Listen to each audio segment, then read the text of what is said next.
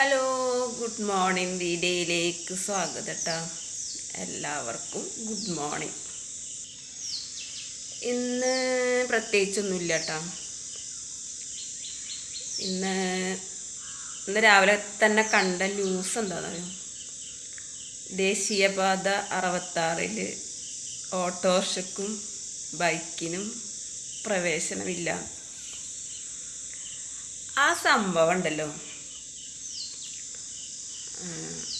Highway ഒക്കെ വരണിട്ട് മുന്നേ നമ്മൾ റോട്ടിൽ കൂടെ ഒക്കെ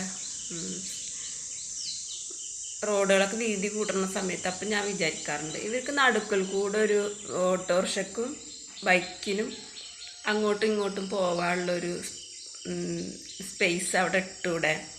പ്രൈവറ്റ് ബസ്സിന് പോകാനൊരു സൈഡ്, അല്ലാതെ വലിയ വാഹനങ്ങൾക്ക് പോകാൻ വേറൊരു സൈഡ്, അങ്ങനെയൊക്കെ ഇട്ടൂടെ എന്നൊക്കെ എനിക്ക് അന്ന് ഇങ്ങനെ തോന്നുമായിരുന്നിട്ട് എൻ്റെ മനസ്സിൽ. അതായത് ഈ കൂടുതലും അപകടങ്ങളിൽ പെടുന്നത് ബൈക്കുകളാണ്. അപ്പോൾ ബസ്സിൻ്റെ എന്താ അങ്ങനെയൊക്കെ തോന്നാം. കാരണം വെച്ചാൽ ഇവിടെ അടുത്തൊരു കുട്ടി ബസ് ഇടിച്ചിട്ട് മരിച്ചിട്ടുണ്ടായി. അതായത് ബസ് നിർത്തിയിട്ട ബസ്സിൻ്റെ മുന്നിൽ കൂടെ അങ്ങോട്ട് അപ്പുറത്തെ സൈഡിലേക്ക് കടന്നതാണ്. പക്ഷെ ഒരു വണ്ടി ഓവർടേക്ക് ഇട്ട് വന്നിട്ടുണ്ടായിരുന്നു, ബസ് തന്നെ വന്നിട്ടുണ്ടായിരുന്നു. ആ ബസ്സിൻ്റെ അടിയിൽ പെട്ടിട്ടാണ് മരിച്ചത്. അപ്പൊക്കെ എനിക്ക് തോന്നിയതാണ്, റോട്ടിൽ കൂടെ അങ്ങനെ പോകുമ്പോഴേ ഞാൻ തോന്നും, ഈ നടുക്കിൽ കൂടെ ഒരു വഴി ഇട്ടൂടെ, ഒരു പാത ഇട്ടൂടെ ഓട്ടോറിക്ഷയ്ക്കും ബൈക്കിനും പോകാനായിട്ട് മാത്രം, അങ്ങനെ ഇട്ടൂടെ എന്നൊക്കെ അന്നൊക്കെ തോന്നിയിരുന്നു. പക്ഷെ ഇപ്പോൾ അതിങ്ങനെ ഹൈവേയിൽ ഓട്ടോറിക്ഷയും ബൈക്കും കയറാൻ പാടില്ല പറഞ്ഞപ്പോൾ എനിക്കത് ഭയങ്കര സന്തോഷമായിട്ടാണ്. കാരണം എന്താ വെച്ചാൽ അത് അത്രയും സ്പീഡിലാണല്ലോ വണ്ടികൾ വരിക. പിന്നെ ആൾക്കാർ നടക്കാൻ പാടില്ല, ആൾക്കാർ നടക്കണ്ട, അതും വേറെ നടക്കാനുള്ള വഴി വേറെ വേണം. അപ്പം പിന്നെ അധിക അപകടങ്ങൾ ഉണ്ടാവണത് കൂടുതലും ഈ ബസ്സുകളുടെ മത്സരോട്ടം. അതായത് ഈ ദീർഘദൂര ബസ്സുകൾ നല്ല സ്പീഡിലാണല്ലോ വരിക. അപ്പോൾ അതിൻ്റെ ഇടയിലൊക്കെയാണ് ഈ ഇങ്ങനെ ഓരോരോ അപകടങ്ങൾ ഇങ്ങനെ പറ്റണത്. അതുകൊണ്ടാണ്. അപ്പം അതിനൊക്കെ ഒരു പരിഹാരമായി കഴിഞ്ഞാൽ പിന്നെ കുറേയൊക്കെ സമാധാനമാവും എന്ന് വിചാരിക്കുന്നു കേട്ടോ. ഇനിയിപ്പോൾ ആപത്തുകൾക്കൊന്നും ഒരു പഞ്ഞും ഉണ്ടാവില്ല. ഓരോരു കാരണം കൊണ്ടല്ലെങ്കിൽ വേറൊരു കാരണം കൊണ്ടൊക്കെ അപകടങ്ങൾ പിന്നെ ഉണ്ടാവും. അതിപ്പോൾ നമ്മൾ വീട്ടിലെ സാമ്പത്തിക കാര്യങ്ങൾ ഒരു സേഫ്റ്റി ആക്കാൻ വേണ്ടിയിട്ട് ഓരോ കാര്യങ്ങൾ ചെയ്യൂല. നമ്മൾ വിചാരിക്കില്ല, ഒരു ലോൺ എടുത്തിട്ടൊരു വീട് കയറ്റാം, അപ്പോൾ ലോണും അടച്ചു പോവും, അടയ്ക്കാവിൻ്റെ പോലെ ഒരു ജോലി ഉണ്ട്, അപ്പോൾ അത് വിട്ടിട്ട് അടക്കാന്നൊക്കെ വിചാരിച്ച് നമ്മൾ ലോൺ എടുത്തൊരു വീട് കയറ്റും. ലോൺ എടുത്ത് വീടൊക്കെ കയറ്റി അതിൽ താമസിച്ച 2 മാസം 3 മാസം കഴിയുമ്പോഴത്തേനും ഒന്നുകിൽ കുടുംബത്തിൽ ആർക്കെങ്കിലും ഒരു അസുഖം വരും, അതല്ലാന്നുണ്ടെങ്കിൽ ആ ജോലിയാ പോവും, അല്ലെങ്കിൽ എന്തെങ്കിലും ഒരു ബുദ്ധിമുട്ട് അങ്ങോട്ട് വന്നിട്ട് ആ ലോൺ അടവാണ്ട് തെറ്റി കഴിഞ്ഞിട്ട് പിന്നീട് അത് അടക്കാൻ പറ്റാതാവും. പിന്നെ ഇപ്പോൾ എക്സ്ക്യൂസ് ഒന്നും അവർക്ക് ബാങ്കുകാർക്ക് കേൾക്കേണ്ട കാര്യമില്ലല്ലോ. അവർക്ക് അവരുടെ പൈസ നമ്മൾ കൊടുക്കുന്നുണ്ടെങ്കിൽ അത് അടക്കണം. അപ്പോൾ അടച്ചില്ലെങ്കിൽ അവർ ജപ്തിയാക്കാൻ വരും. അപ്പോൾ ഉള്ളത് വിൽക്കാന്നുള്ള പുറപ്പാടാവും. അങ്ങനത്തെ ഒക്കെ ബുദ്ധിമുട്ടുകൾ ഉണ്ടാവില്ലേ ഓരോരുത്തർക്ക്. എനിക്കങ്ങനെ ഉണ്ടായിട്ടോ, അതാണ് ഞാൻ പറയുന്നത്. ഞാനിതേപോലെ എനിക്ക് ജോലി ഉണ്ടായിരുന്നു. അപ്പോൾ ഞാൻ ആ ജോലി ഉണ്ടല്ലോ, അപ്പോൾ പിന്നെ വീട്ടിലെ കാര്യങ്ങളൊക്കെ ഒന്ന് ഒരാൾ ഉണ്ടല്ലോ, അപ്പോൾ ആൾ നോക്കൂലോ എന്നൊക്കെ വിചാരിച്ചിട്ട് ഞാൻ ഈ പറഞ്ഞ പോലെ ലോൺ എടുത്ത് വീട് കയറ്റി. വീട് കയറ്റിയിട്ട് വാടകയ്ക്ക് പോയിട്ടാണ് വീട് കയറ്റിയത്. എന്നിട്ട് വാടക വീട്ടിൽ നിന്ന് ഇങ്ങോട്ട് വന്നപ്പോൾ എന്തുണ്ടായി, വീട്ടിലെ ഫുഡിൻ്റെ കാര്യങ്ങളും കുട്ടികളുടെ കാര്യങ്ങളും നോക്കാമെന്ന് പറഞ്ഞ ആൾ എന്താ പറയുക,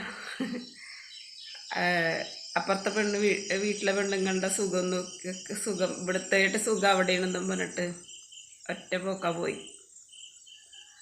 അപ്പം എന്തായി, അപ്പം എൻ്റെ കണക്കൂട്ടൽ തെറ്റി.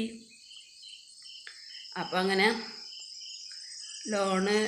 അപ്പോൾ പിന്നെ കുട്ടികളുടെ കാര്യങ്ങളും പിന്നെ വീട്ടിലെ ചിലവും എല്ലാം കൂടി എന്നെ കൊണ്ട് പറ്റാത്തൊരവസ്ഥയായി. അതിനുള്ള വരുമാനമുള്ള ജോലിയൊന്നും ആയിരുന്നില്ല. ചെറിയൊരു ജോലി എന്ന് പറയാൻ ഒരു ഗവൺമെൻറ്, പകുതി ഗവൺമെൻറ്റും പകുതി പ്രൈവറ്റ് ആയിട്ടുള്ള അങ്ങനെയുള്ളൊരു ജോലിയായിരുന്നു. അപ്പോൾ പിന്നെ അത് ഇനിയിപ്പോൾ അത്ര വരുമാനമൊന്നും ഉണ്ടായിരുന്നില്ല. കൂടിയപ്പോൾ ഒരു മാസം ഞാൻ പെട്ടഞ്ഞ് പണിയെടുത്ത് എനിക്ക് 1000 രൂപ കിട്ടുക. അപ്പോൾ അതുകൊണ്ട് എന്താ ഉണ്ടാകാൻ പറ്റും? ഇപ്പോഴല്ല കേട്ടോ, 10-15 വർഷം മുന്നത്തെ കാര്യമാണ്. അപ്പോൾ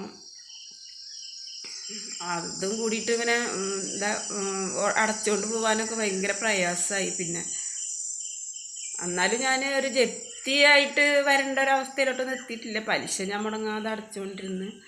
അപ്പം അങ്ങനെ ഇപ്പോഴും ആ കടം വീടിയിട്ടില്ല എനിക്ക്. പിന്നെ അതിൻ്റെ ഇടയിൽ 2 കല്യാണം വന്ന്, കുട്ടികളെ കല്യാണങ്ങളൊക്കെ വന്ന്, അങ്ങനെ ഓരോ പ്രശ്നങ്ങൾ വന്ന്. അപ്പോൾ അതൊക്കെ നിവൃത്തിയാക്കി അങ്ങനെയൊക്കെ ചെയ്ത് വന്നിട്ട് ഇപ്പോഴും കടം വീടിയിട്ടൊന്നുമില്ല. ജപ്തിയൊന്നും ആയിട്ടില്ല, എന്നാലും കടം വീടിയിട്ടില്ല. ഇപ്പോഴും അതൊരു പേടി സ്വപ്നം തന്നെയാണ്. അത് വീടിയിട്ടില്ലല്ലോ എന്ന് തോന്നും. അപ്പം അങ്ങനെയാണ് കടം മേടിച്ച് വീട് വെക്കാൻ നിൽക്കരുത്. കടം മേടിച്ച് പെൺകുട്ടികളെ കെട്ടിക്കാനും നിൽക്കരുത്. ലോൺ എടുത്തിട്ട് ഉള്ള വീടും സ്ഥലവും പണയം വെച്ച് ലോൺ എടുത്തിട്ട് പെൺകുട്ടികളെ കെട്ടിക്കാൻ നിൽക്കരുത്. പിന്നെ ലോൺ എടുത്തിട്ട് വീട് വെക്കാനും നിൽക്കരുത്. ഒരു ചെറ്റക്കൂടിൽ വെച്ചിട്ട് നമുക്ക് താമസിക്കാനുള്ള സൗകര്യം സാമ്പത്തികം ഉള്ളൂ വെച്ചെങ്കിൽ അത് ചെയ്തിട്ട് താമസിക്കുക. അത്രയും സമാധാനം ഉണ്ടാവും.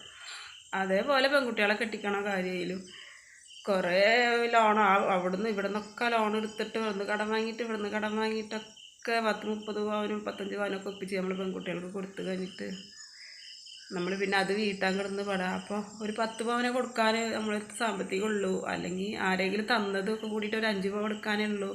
അത് കൊടുത്താൽ മതി. ഉള്ളത് വീടും സ്ഥലമൊക്കെ പിന്നെ പണയം വെച്ച് ചെയ്യുമ്പോൾ ഇരിക്കണ ഇട ഇല്ലാണ്ടാവുകയാണ്. പിന്നെ പെരുവഴിയിലാവുകയാണ്. വാടകയ്ക്ക് കുറച്ചൊക്കെ വാടകയ്ക്ക് ഇരിക്കും. പിന്നെ വാടകയും കൊടുക്കാൻ നിർത്തില്ലാതെയാവും. അപ്പോൾ അവിടെ നിന്ന് വീണ്ടും ഇനി എന്ത് എന്നുള്ള ആ ഒരു ചിന്തവും. അപ്പം അതുകൊണ്ട് ലോൺ എടുത്തിട്ട് നിങ്ങൾ ദയവായിട്ട് വീട് വെക്കരുത്, പെൺകുട്ടികളെ കെട്ടിക്കും ചെയ്യരുത്.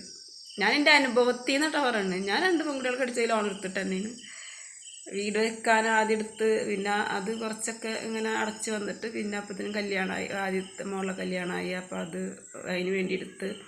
അപ്പോഴും വീടിന് വേണ്ടി തന്നെ എടുത്തത്, കല്യാണത്തിൻ്റെ ആവശ്യത്തിന് വേണ്ടിയല്ല. വീട് എന്ന് പറഞ്ഞാൽ അങ്ങോട്ട് വാർത്തിട്ടുള്ളൂ. അതിനുള്ളിൽ നമുക്ക് കിടക്കാനുള്ളൊരു സൗകര്യമൊന്നും ഉണ്ടായിരുന്നില്ല, തേച്ചിട്ടൊന്നും ഉണ്ടായിരുന്നില്ല. അങ്ങനെയുള്ള ജനല് വാതിലൊക്കെ വെക്കാണ്ടായിരുന്നു. അപ്പം അതിന് വേണ്ടിയിട്ടാണ് 2ാമത് എടുത്തത്. പിന്നെ അങ്ങനെ കുറച്ചടച്ച് ഇങ്ങനെ വന്നിട്ട് വീടിയിട്ടൊന്നും ഉണ്ടായിരുന്നില്ല. അങ്ങനെ കുറച്ചും കൂടിയൊക്കെ ഉണ്ടായിരുന്നു, ഒരു 1.5 ലക്ഷമൊക്കെ പിന്നെ ഉണ്ടായിരുന്നു. അപ്പോൾ ആ സമയത്താണ് ചെറിയ മോളുടെ കല്യാണം ആയത്. ചെറിയ മോളുടെ കല്യാണം വെറും 15 ദിവസം കൊണ്ടാണ് ഉണ്ടായത്. അപ്പോൾ അതിന് വേണ്ടിയിട്ട് എന്തെങ്കിലും നമ്മൾ സഹായിക്കുന്ന ആൾക്കാർക്കൊന്നും കഴിവില്ല, ഇല്ലാത്തൊരവസ്ഥയിലായിരുന്നു. അപ്പോൾ ഞാൻ തന്നെ അത് ഏറ്റെടുക്കേണ്ട ഒരവസ്ഥ വന്നു. അപ്പോൾ പിന്നെ അത് വീണ്ടും പുതുക്കി ആക്കി. ഇപ്പോഴും കല്യാണം കഴിഞ്ഞിട്ട് 7 വർഷമായിട്ടാണ്. ഇപ്പോഴും അത് വീടിയിട്ടൊന്നുമില്ല, അത് അതേപടി തന്നെ ഉണ്ട്. പലിശ അടക്കും. 1 ലക്ഷം രൂപക്ക് 1000 രൂപയാണ് പലിശ. അപ്പോൾ ഞാനിപ്പോൾ അടച്ചുകൊണ്ടിരിക്കുന്നത് 3 ലക്ഷം രൂപക്ക് 3000 രൂപയാണ് പലിശ അടച്ചുകൊണ്ടിരിക്കുന്നത്. കറക്റ്റ് നമ്മൾ ആ ഡേറ്റിന് അടക്കുകയാണെങ്കിൽ. അല്ലെങ്കിൽ ഒരു ദിവസം അങ്ങോട്ടും ചിലപ്പോൾ നമ്മൾ അടക്കേണ്ട ദിവസം ചിലപ്പോൾ ഞായറാഴ്ചയാവും, അതല്ലെങ്കിൽ 2ാം ശനിയാവും, അതല്ലെങ്കിൽ എന്തെങ്കിലും ഒരു അടക്കണ ഡേറ്റിന് ചിലപ്പോൾ എന്തെങ്കിലും ഒരു മുടക്ക് ദിവസമൊക്കെ ആകുമ്പോൾ നമുക്ക് പിറ്റുന്നാൾക്കാവും. അപ്പോൾ എന്തെങ്കിലും കുറച്ച് പൈസ കൂടും, പിഴ, പിന്നെ അങ്ങനെ ഒക്കെ ചാർജ് എന്നൊക്കെ പറഞ്ഞിട്ട് എടുക്കണം കാണാം. അപ്പം അങ്ങനെയൊക്കെയാണ് കേട്ടോ കാര്യങ്ങൾ.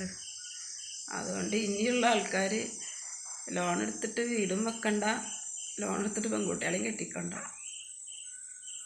മനസ്സമാധാനം അങ്ങോട്ട് പോയി കിട്ടും. മരിക്കണ നേരത്തെ പോലും സമാധാനത്തോടെ മരിക്കാൻ പറ്റില്ല. ഈ കടങ്ങളിലൂടെ വെച്ചിട്ട് പോയി കഴിയുമ്പോൾ അത് നമ്മളെ ചുറ്റിപ്പറ്റി ജീവിക്കണവർക്ക് അത് ഭാരമാവും. അപ്പം അങ്ങനെയാണ് കാര്യങ്ങൾ. ഒന്നും സംസാരിക്കാനില്ല പറഞ്ഞിട്ട് കുറച്ച് സംസാരിച്ചില്ലേ.